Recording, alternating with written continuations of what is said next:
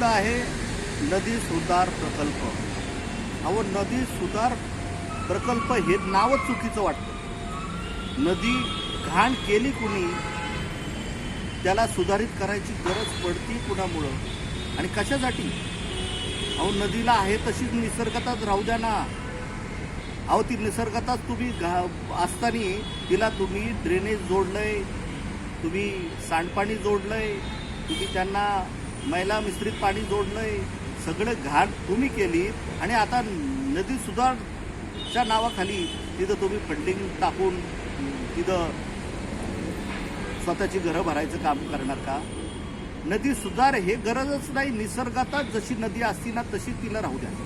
काय तिच्यामुळे तुम्ही सुधार करायच्या नावाखाली तिथं सिमेंट कॉन्क्रीटचं घर लावणार, तिथं भिंती घालणार आणि तिथं हजारो वर्ष तिथं विविध जीवजंतू जगत होते, मासे असायचे, ते तुम्ही तिथं एक प्रकारे मारायचंच प्रकार करणार तिथं. आणि ते सुधार व्हेनिस करणार की काय आपल्या पुण्याला ते युरोपसारखं? तर ते स्वप्न पाहू नका. त्याच्यापेक्षा आहे त्या नदीला तिचा जो प्रवाह आहे तिला खंडित न करता तिला तशीच ठेवा. कारण हजारो झाडं तोडली जाणार त्या नदी सुधारच्या नावाखाली. एवढं जे पार अगदी खडकवासला पासनं तर अगदी मांजरीपर्यंतचा जो काही 40 किलोमीटरचा परिसर असणार त्याच्या नावाखाली तुम्ही तिथं सगळं भिंतीच घालणार ना. तिथं झाडं एवढी तोडणार. निसर्गातच जी झाडं आलेली आहे, जीवजंतू जगत आहे, त्यांना परत तुम्ही पूर्ण निर्माण करणार.